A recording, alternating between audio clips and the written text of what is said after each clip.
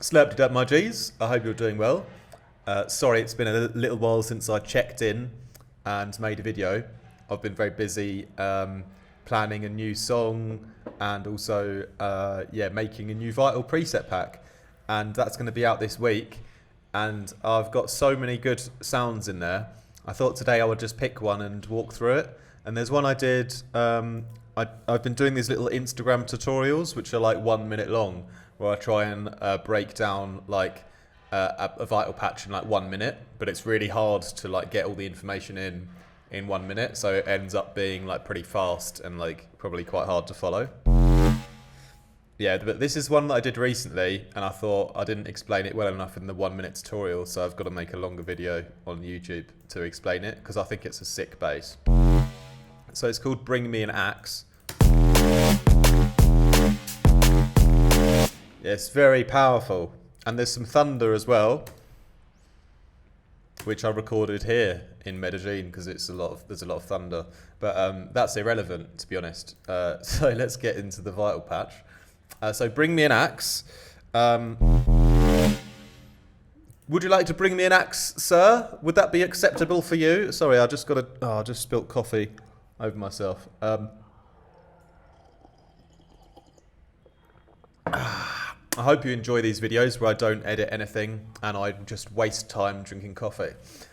So what I've learned a little bit recently is, playing with the pitch of the oscillators, and more specifically, really slamming an oscillator through distortion at a very high amount, and modulating the level of it to get the main kind of part of the sound, while leaving another oscillator without any volume modulation.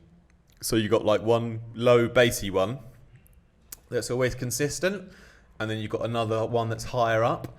Could be any waveform that you want, and then you just smash it through like a shit ton of distortion, right? Sorry, I'd rather a lot of distortion, YouTube friendly.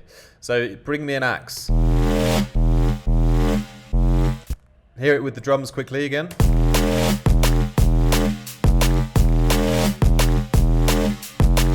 I love these basses because they take up so much of the frequency spectrum. You know, you can just take bits out of them and it's still going to sound wicked. You know, you don't need to like add anything on really or process it much. So MIDI note wise, like nothing special, just playing between E and F, a little semitone for a bit of tension, and let's relieve the tension now by talking about how to make it. So I haven't planned the tutorial at all. So let's go and like just sort of rebuild it from scratch, and I'll try and remember what on earth I did. So yeah, filters, let's turn those off. And like I said before, we start with it's a squared off sine. I'm going to put this one in my preset pack as well, which will be out this week. It's called Mind Shift. It's the best one I've ever made so far, like no joke. I wanted to like price it more because I think it's the best out of all of them, but I thought I'm still not sure. I might do it at the same price as the other ones, just to like make sure that as many of you are able to actually get it, because I know some of you are like students and don't have much money. But but it's a sick pack. Anyway, sorry, I'll stop talking about that. Just wait till you see the other sounds. Anyway, yeah. So what we do actually is we're gonna turn on the distortion first, because I made the sound with this in mind already. So one LFO, just nice and easy up and down, using the seconds. Yeah, and that's going on the drive of the distortion. Okay, so it's already doing a little bit with the, with the squared off sine, you get just extra harmonics, and you already get that dynamic movement in there. But really, what's going to be magical is when we add this one in. Okay, so now you got,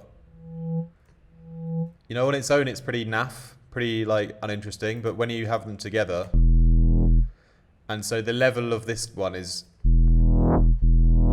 we could turn it up more.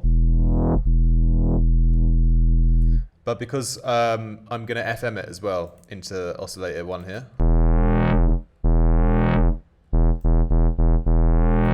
Alright, so that's also got a slight bit of movement on the LFO.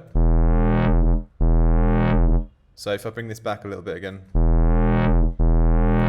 So yeah, you've got like, if you check on span quickly as well to see what like the frequency content looks like, you can probably see that it's really nice and filled out across the whole mid-range, right? You've got the nice juicy sub bass in, and then you've filled out the mid-range like quite a lot. But it's missing the high end. You saw there wasn't really much high end in there. So I'm just going to add that in now with the brown noise. And it doesn't sound that great if you don't FM it. It's very like synthy and metallic and harsh because I've turned it up quite a lot.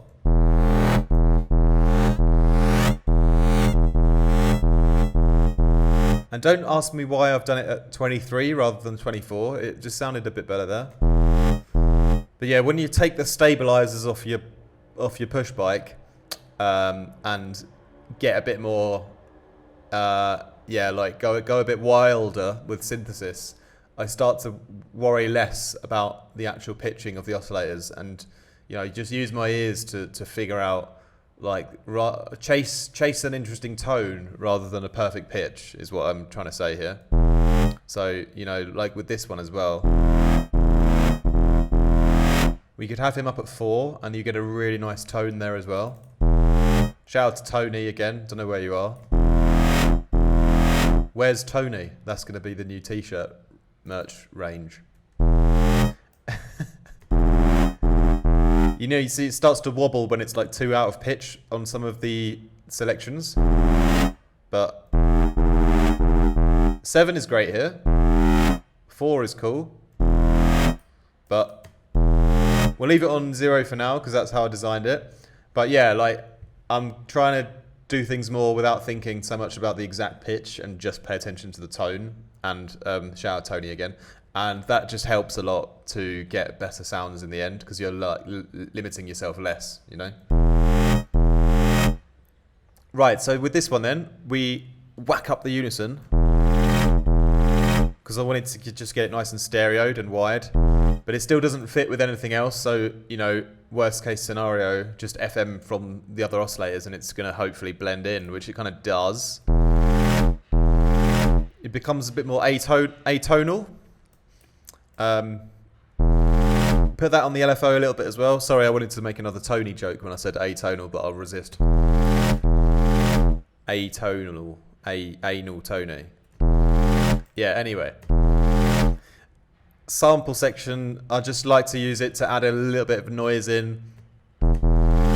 And I made like a little folder of different white noises, and I'll update it and I'll send an email to all of you guys who are on my email list with a free download for that as well in like the next few days, because it's useful to have like other bits of audio that's not just normal white noise, because you get a little bit of you can like if we try a different one, if it wants to load, there we go.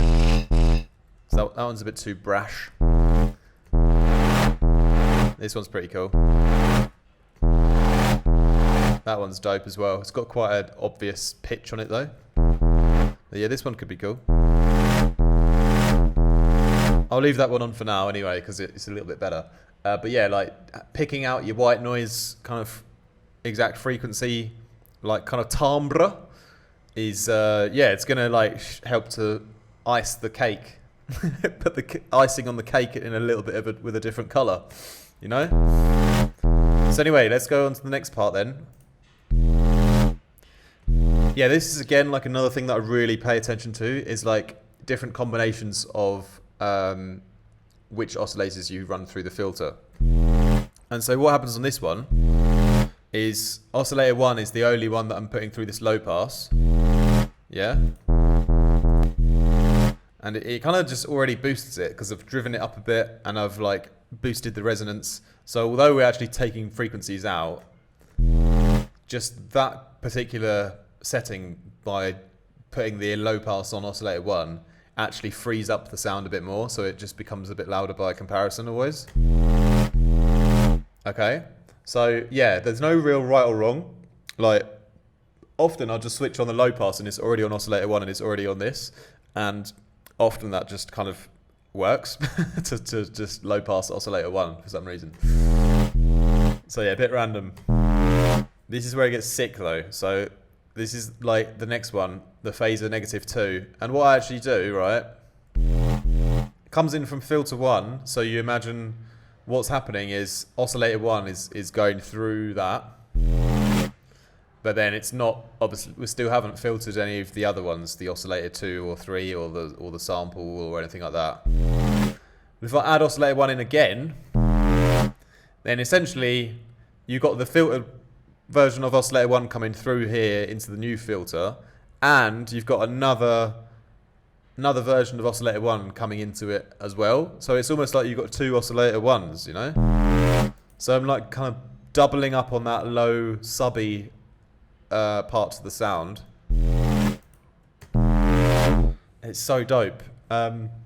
Yeah, by the way, I haven't had lunch yet, in case you want to know. It's 11 o'clock in the morning here, so it's still breakfast time really, but I've had a couple of coffees and I'll be going for some lunch soon, so don't worry. If you want to follow me on Instagram, you can see exactly what I will have for lunch, and I can tell you it's probably going to be some meat, because the meat in Colombia is just insanely cheap and tasty and delicious, and I would eat it every day. It's probably one of the best things about being here, actually. The meat is just so good. So if you want to be envious with food pics, watch my Instagram stories and you'll definitely get that, or hopefully. Unless you're a vegan, then you might not. But if you're a vegan, you probably won't need an axe, because to cut a plant out of the earth, you probably only need scissors. Whereas you might need an axe to slaughter an animal. Sorry, I didn't mean to be so graphic. Anyway, what do you think? Leave a comment down below. If you're a meat eater, do you believe that you should have to personally also kill an animal if you're going to eat it? Or do you think it's fine to let someone else do it and just eat it out of a plastic packet? I've always wondered that, if I could actually do that, if I could kill an animal before I eat it, or if I'm just happier in my own little bubble of letting someone else do it and then I just eat the result. Anyway, this is not a debate about veganism. The cool thing is like not caring so much about which filter's going into which oscillator's going into which filter. It's more just about switching them on and off. Different results, but like in this case, doubling up that low oscillator, like kind of running it through twice, is just like kind of, yeah, you kind of hear how it goes through the distortion and how you get that really like loud, powerful low mid-range as a result. So, you know, that's like obviously the main juicy part of the patch done. And then with the effects, it's obviously like enhancing it. But the concept and the principle is coming from that, modulating the drive on the distortion, the sine-fold mode in this case. You know, it can be a different mode. It works differently on different oscillators, of course. And then, like I said, having one of these low, bassy sort of oscillators running flat, and then having another one at a different pitch, which could be different, like I said before. Like that could be dope as well. All like there. But then, yeah, running that up and down on the level, on the volume, you know, and the combination of doing that, slamming that in through the distortion, is going to create that main kind of movement to a sound like this, which is going to have a lot of mid-range power. Yeah, so yeah, and then again, like, you know, playing with the filters and getting some different movements and maybe doubling up one of the oscillators, like oscillator 1 here. So next up then, what I've done on this patch is I've created an LFO sandwich. So like I've said before, you know, I've used LFO2 to modulate the slider of the phase position of LFO1. So if I hold down the note for longer, you know, you get more movement happening. But really for me, this kind of sound is just like a kind of one-shot kind of thing that I'd use it for, you know. because that first part of it's just the best, sounding area. And yeah, so we got like a lot of modulations on this LFO as well. And like, a little bit on the noise, and obviously the filters are moving and they're all moving on that LFO. So everything is really only moving through the one LFO. So it's not too complicated, just a little bit of detailing here and there by just adjusting a few of the things. Obviously this brown noise as well is going on the LFO, on the level. And so that's the main part of there. So let's add in our extra little parts that we've got then. So a bit more filtering. And this is just mixed in a bit, like you see. You find a spot here where, because the position of the filter, the cutoff is in the low mid-range area, between 100 and 300 or whatever. And it, kind of moves up and down a little bit. But yeah, it's sort of targeting and bringing attention to that low mid-range. So that's where you get that expression from the low mid, but obviously if I take it up too much, I start to lose a bit of that actual, more subby bass underneath. So that's why I just do it a little bit. Sacrificing just a tiny bit of that real subbiness for a little bit of extra mid-range kind of movement. That's up to you. It's a bit of doing it by ear.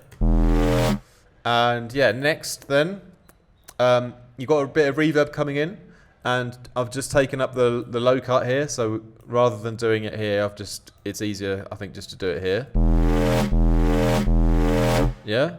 And I'm distorting the reverb as well, so again, it's very different to having it. It's, in this case, not too dissimilar. But yeah, overall, I still liked it there in the chain. And a little bit of chorus. Again, this is a little bit moving on my LFO. We've got a little bit of flanger. I think this only comes in on the second LFO, so it's not really that important. And then I think, do we use a compressor as well? Yeah. Just a little bit of compression with the OTT mode, so just whacking up the attack, leaving the release down and mixing that up and down a bit. And then a little bit of an EQ boost, just a tiny bit in the low end there, just because I'm trying to squeeze out a bit more bass, even though it's already pretty heavy. Yeah, so that's basically what we've got.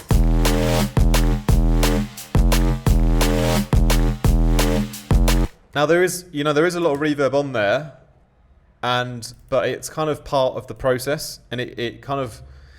Although I don't like the tail of the reverb, to be honest.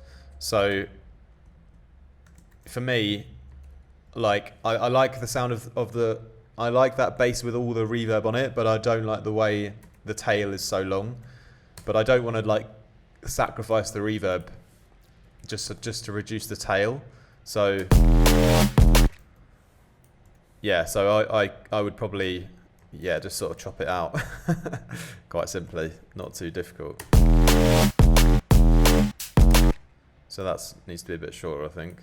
So what we can do is get a nice balance here of where you want the sort of files to. Maybe let's bring it up a little bit there. Maybe I'll give it a little bit more tail there. And then obviously, because it's audio, we've got to fade it a little bit, so I'll fade the ends a little bit more.